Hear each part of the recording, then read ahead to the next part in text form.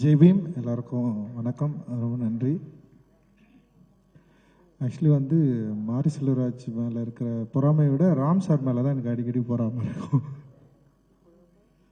ஏன்னா ஒரு சினிமா பண்ணணுன்னு வந்துட்டு ஒரு அசிஸ்டன்ட் ரைட்டராக நம்ம வந்து தேடுறப்போ நம்ம மீட் பண்ணுற ஆளுங்கிட்ட எப்படியாவது நம்மளை பற்றி வெளிப்படையாக பேசிட முடியுமா, இல்லை இங்கே இருக்கிற சினிமா சூழலை வெளிப்படையாக நம்மளால் வந்து ஒரு டிஸ்கஷன் பண்ண முடியுமா, இது வரைக்கும் இருக்கிற தமிழ் சினிமா சூழல் என்ன மாதிரியான படம் எடுத்துகிட்டு இருக்கு, யாரை பற்றி எடுத்துகிட்டு இருக்கு, இதில் நான் எங்கே இருக்கிறேன் அப்படின்றத வந்து நம்ம ஒரு சினிமா பர்சன் கிட்ட, சினிமா டைரக்டர் கிட்ட, இல்லை வந்து தயாரிப்பாளர்கிட்ட வந்து நம்மளால் பேசிட முடியுமா அப்படின்ற பல கேள்விகள் இருக்குது.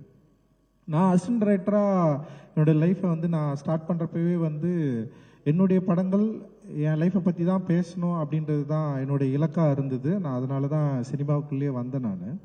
பட் ஆனால் சினிமாவுக்குள்ளே வந்து நான் அந்த என்ன சொல்கிறது, இந்த ரீடிங், அப்புறம் வந்து சிறுபத்திரிக்கை படிக்கிறது, இல்லை வந்து இங்கே இருக்கிற மாஸ்டர்ஸை பற்றி பேசுகிறது, ஆல்ரெடி வந்து படம் பண்ண மாஸ்டர்ஸை பற்றி பேசுகிறது, ஒரு சென்சிட்டிவான இல்லை வந்து ஒரு ஃபிலிம் மேக்கிங்கை பற்றி டிஸ்கஸ் பண்ணுறது அப்படின்ற ஒரு ஏரியாவே வந்து தேடி தேடி கண்டுபிடிக்க வேண்டிய இடமா தான் இருந்தது ஆக்சுவலி. அப்படியே வந்து என்னென்னா ஒரு காமனாக இல்லை வந்து வேர்ல்ட் சினிமா பற்றி பயங்கரமாக பேசலாம். இங்கே இருக்கிறவங்க நிறைய பேசுவாங்க, அந்த சினிமா பாரடைஸை பற்றியோ இல்லை லைஃப் இஸ் பியூட்டிஃபுல் பற்றியோ இல்லை எல்லாத்தையும் பற்றி நம்ம வந்து பயங்கரமாக பேசலாம், சிலாகிக்கலாம், அதுக்கான ஸ்பேஸ் இருந்தது. லிட்ரேச்சரில் கூட வந்து தலித் சினிமாவை பற்றி டிஸ்கஸ் பண்ணுறதுக்கு வந்து ஒரு ஸ்பேஸ் இருந்தது ஆக்சுவலி. ஆனால் தமிழ் சினிமாவில் இருக்கிறவங்க கிட்ட வந்து அந்த ஸ்பேஸ் இருந்ததான்னா டெஃபினட்டாக இல்லை அப்படின்னு தான் நினைக்கிறேன். ஏன்னா அப்படி பேசுகிறதே வந்து இங்கே ஒரு அது எப்படி இருந்ததுன்னு எனக்கு தெரியல, எனக்கு ஒரு அனுபவமும் இல்லை. நான் ஒர்க் பண்ண இடத்துலையும் சரி, நான் கடந்த இடத்துலையும் சரி, நான் ஒரு ஃபஸ்ட்டு படம் பண்ணி முடிக்கிற வரைக்குமே எனக்கு வந்து யாரையும் நான் அப்படி கண்டுபிடிக்கவும் இல்லை, யாரையும் நான் பார்க்கவும் இல்லை ஆக்சுவலி.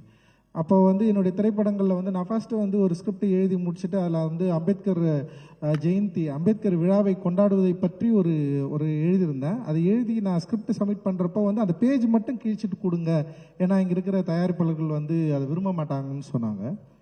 ஸோ அதனாலேயே நான் என்ன பண்ணேன்னா எந்த தயாரிப்பாளரையும் நோக்கி நான் போகவே இல்லை. அதாவது பாப்புலராக இருக்கிற தயாரிப்பாளர்கிட்ட நான் போகவே இல்லை, பாப்புலரான ஹீரோ கிட்ட நான் போகவே இல்லை. ஃபஸ்ட்டு நான் போகணும்னு நினச்ச ஒரே ஹீரோ தனுஷ் தான். ஆனாலுமே எனக்கு என்னென்னா வந்து நான் போயிட்டு தனுஷ்கிட்ட போயிட்டு அவர்கிட்ட வந்து நான் இப்படி ஒரு கதை சொல்ல போகிறேன், நான் இப்படி ஒரு கதை வச்சுருக்கேன், நான் இங்கேருந்து வந்திருக்கிறேன், ஸோ இந்த மாதிரி ஒரு கதை சொல்ல போகிறேன் நான் சொல்கிறதுக்கு கூட எனக்கு வந்து தைரியமே கிடையாது. ஏன்னா இங்கே வந்து ப்ராக்டிஸே இல்லை, மாடலே இல்லை.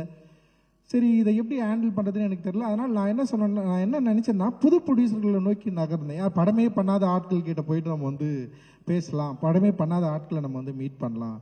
ஸோ அப்படி ட்ரை பண்ணி தான் நான் வந்து ஒரு ப்ரொடியூசரை வந்து கண்டுபிடிச்சேன். அதுக்கு முன்னாடி நிறைய பேர் நான் மீட் பண்ணேன், நிறைய பேர்கிட்ட பேசினேன், நிறைய பேர் வந்து கதை கேட்டாங்க, சில பேர் வந்து இதை புரிஞ்சுக்கிட்டாங்க. நிறைய இடங்களில் நான் மறைச்சி தான் நான் வந்து சொல்ல வேண்டியதாக இருந்தது. ஆனால் என்னோடய திரைப்படம் எடுக்கிறப்போ நான் வந்து இது நான் மறைக்காமல் நான் யாருன்றது வந்து சொல்லணும் அப்படின்றது வந்து ஒரு பெரிய வாண்டிங் எனக்குள்ளே இருந்தது. ஸோ நான் அப்படி தான் என்னுடைய திரைப்பயணத்தை வந்து நான் ஆரம்பித்தேன்.